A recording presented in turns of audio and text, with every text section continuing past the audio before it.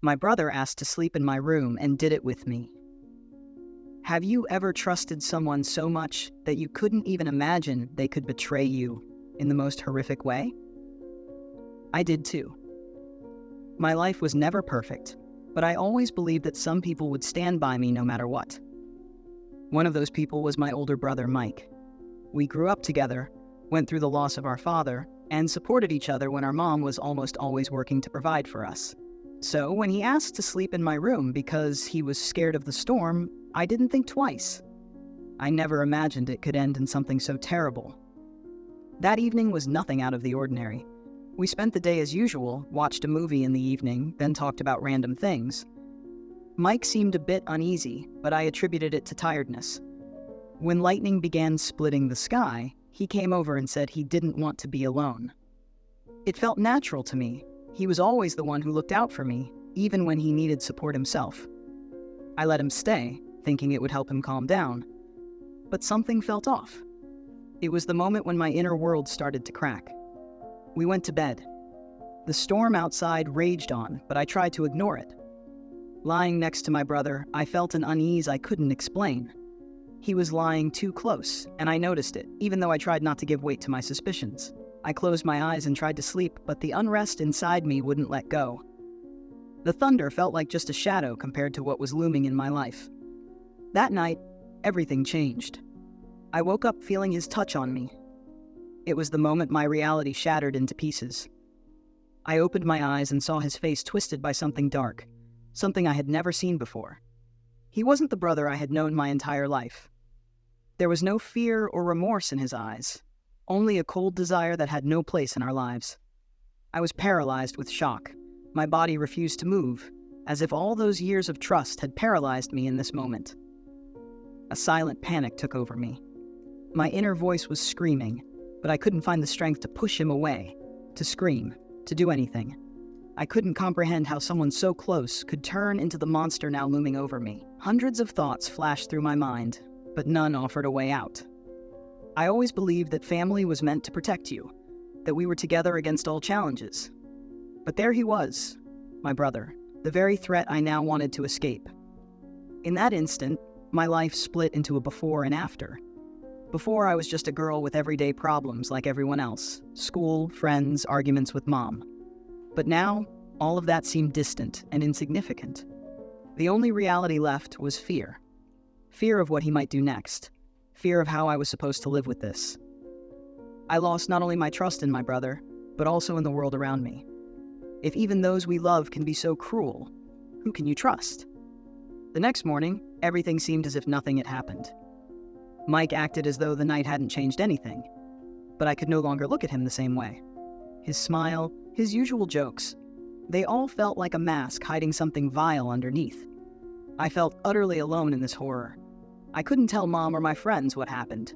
They wouldn't understand, or worse, they wouldn't believe me. My world became darker, and I didn't know how to get out of it. I tried to return to normal life, pretended that everything was as before, but inside I was burning and falling apart.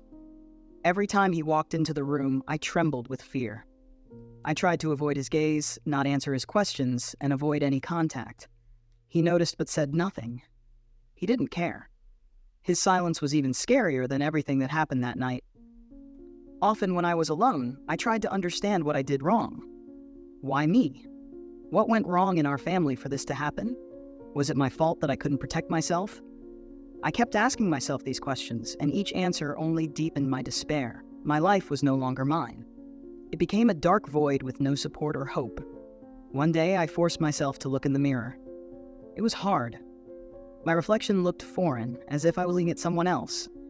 There was no life in my eyes, only pain. I couldn't recognize myself.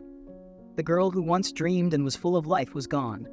In her place was only a shadow, afraid even of her own reflection. I knew I had to tell someone that I couldn't carry this burden alone. But the fear of judgment, of not being understood or even blamed, paralyzed me. Every step I took was haunted by the thought, what will people say? I felt how this story was eating me up inside every day. But even in those moments, I couldn't gather the courage to say a word. Mike went on living his life as if nothing happened. He was just as cheerful with Mom, helped her around the house, even joked with me when he was in a good mood. It felt like a horrible play in which I was the only audience. But I couldn't keep pretending everything was okay anymore. Inside, I was screaming, but no one could hear.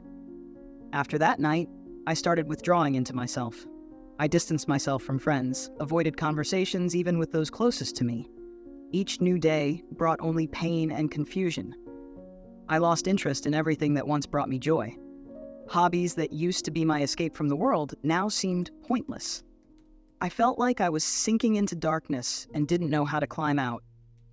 Mom, busy with her own life, didn't notice my changes. She was too exhausted from constant work to pay attention to what was happening in our family. She didn't see how I started avoiding my brother, how my gaze grew more and more distant. For her, we were living our usual lives, but in reality, it was far from that. Every night after that was a nightmare. I was afraid to fall asleep because I didn't know what might happen. My dreams were filled with fear and despair. I saw Mike in these nightmares. His face was distorted, twisted by horror and pain.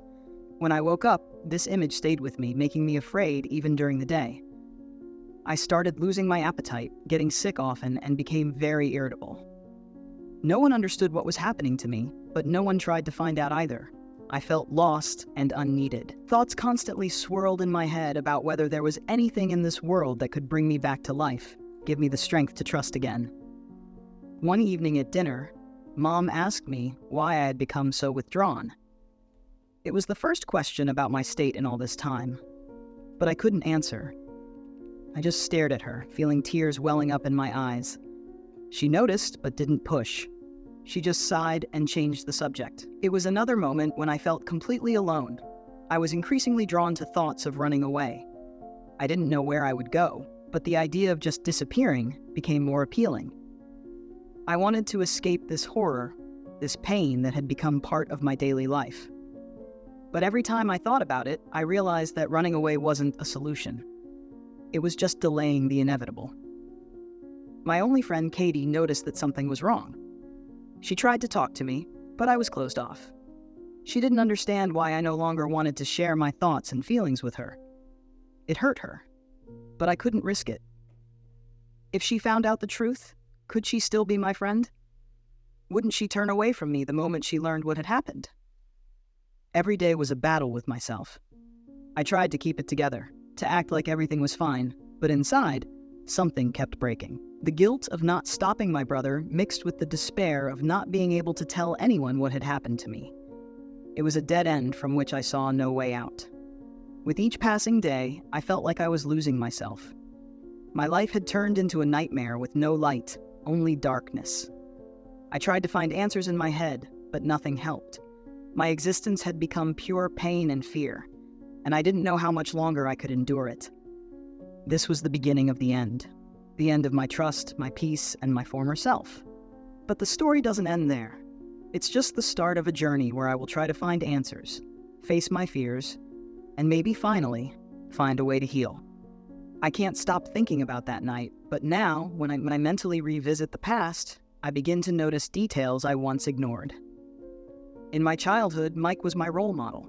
He was older, stronger, and always seemed so dependable. I looked up to him as someone who could protect me from anything. But now, as I analyze our relationship, I see that everything wasn't as perfect as it seemed. There were moments that over time became deeply unsettling, but back then, I simply didn't notice them. Mike always controlled who I talked to and what I did. He could forbid me from being friends with someone if he didn't like them. I thought it was because he cared about me and wanted to keep me safe. He often said, "I'm just trying to protect you because I know what's best for you." Those words seemed so caring, and I naively took them at face value. But now I realize that his concern was different. It hid something darker. Once, he almost got into a fight with a guy who just approached me after school to talk.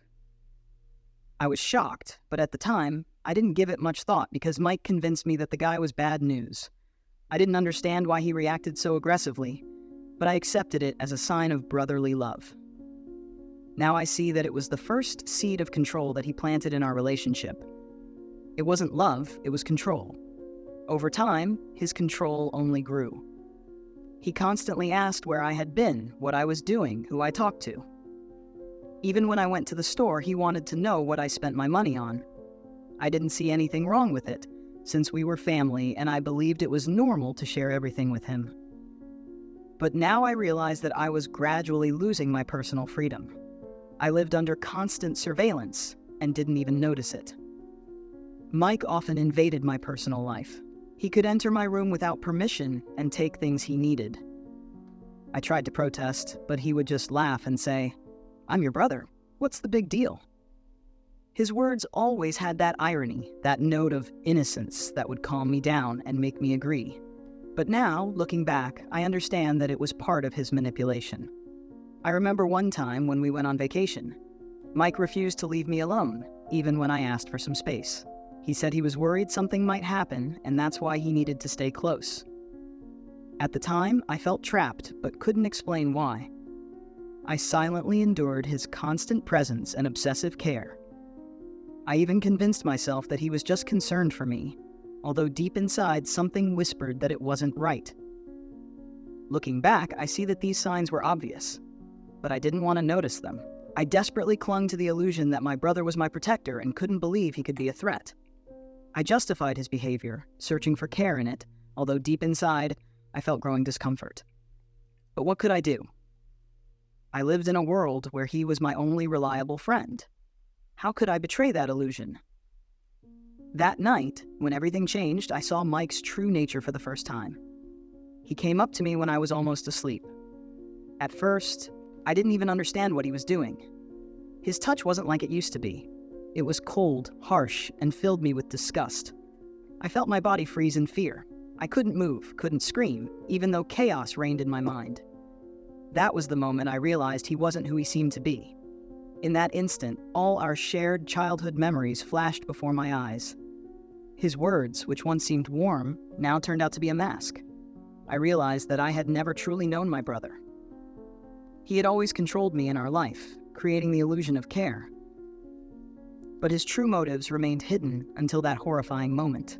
I couldn't protect myself. I was too shocked, too scared. My body refused to obey, as if paralyzed. I felt a wave of fear and despair wash over me. Why couldn't I do anything? Why did I so helplessly succumb to what he was doing? These questions tormented me for a long time afterward, but in that moment, I was simply frozen in fear. He left me no chance. I remember trying to come up with something that would help me escape, but there was only emptiness in my mind. He was close, yet at the same time far away, as if I was seeing him through a thick fog. This wasn't my brother. It was something else, something that destroyed all the goodness and light that once existed between us. I closed my eyes and hoped it was just a bad dream. But when I opened them again, the nightmare didn't disappear. It was real. After what happened, I couldn't believe it was Mike. I couldn't gather my thoughts, couldn't even breathe calmly. My body felt like it had turned to stone, and all my emotions merged into one overwhelming wave of despair. I tried to scream, but my voice had left me. It felt like that scream was trapped deep inside, and I would never be able to release it. It was a moment of complete helplessness. In the days that followed, I existed as if in a fog. I couldn't function normally. The feeling of filth and disgust haunted me constantly. Every look at my brother made me feel nauseous, but I couldn't say anything. How could I talk about what happened when I couldn't even accept it myself? My mind refused to comprehend the reality of what took place. I lived on autopilot, trying to escape the thoughts that gave me no peace. Mike continued to act as if nothing had changed. He was friendly, took care of me as before, but now every word he said reeked of falsehood. He was no longer my brother, though outwardly nothing had changed. That was the scariest part of all. Life went on as if nothing had happened, but inside, everything was shattered. I couldn't talk to my mom. She was so caught up in her own problems that she didn't notice my changes. I tried to distance myself from Mike, but he kept imposing his presence. It felt like he was enjoying my fear. He didn't even try to apologize or explain his actions. This only confirmed that he consciously did what he did. His silence spoke louder than any words. My mind constantly replayed those moments from childhood when I felt his care. Now those memories looked entirely different. I saw manipulation and control in them. which Mike had been planting for years. It wasn't brotherhood. It was preparation for the horror he brought into my life that night. I was deceived and betrayed, and now I didn't know how to move on. My fear of him turned into something else, into despair and rage. But the rage was directed at myself. I blamed myself for not resisting, for letting him do it. Why didn't I scream? Why didn't I push him away? I felt weak and helpless, as if my life had lost all meaning. I tried to find answers, sought comfort in the thought that things could change, but nothing helped. I was stuck in my fear and despair. Every night was a nightmare, and every day was a battle with myself. I could no longer trust anyone, not even myself. My life had become a horrifying game where I was doomed to constant pain. It wasn't just an incident, it was a violation of everything I believed was right. I felt destroyed and alone. There was no place where I could hide, no one who could understand what I was going through. I was isolated in my fears and pain. That feeling only intensified with each passing day, and I no longer knew how to live with it. That night, Mike shattered not only my trust in him, but also my faith in the goodness of people. I could no longer see the world the way I used to. It changed for me forever. My only wish was to escape from it all, but even escape offered no relief. I didn't know what to do next, and that unknown scared me the most. I knew I had to do something, but the fear of judgment and misunderstanding kept me trapped. Every time I tried to think about telling someone, panic would grip me. What if they don't believe me? What if they blame me for what happened? I couldn't take that risk. That fear paralyzed me and left me with no options for escape. Instead of seeking help, I continued to drown in my thoughts. My life became an endless spiral of despair. I no longer saw any reason to wake up each morning. Everything that once mattered to me now seemed meaningless. I existed, but I didn't live. And the worst part was that I no longer believed that I would ever find a way out. Now, each day was just a continuation of this nightmare. Mike was no longer my brother. He was the one who destroyed everything bright in my life, and now all I had left was to survive in this new, dark world. But inside me, there still lived a hope, faint and barely noticeable. A hope that I would find a way out of this nightmare. But this isn't the end of my story.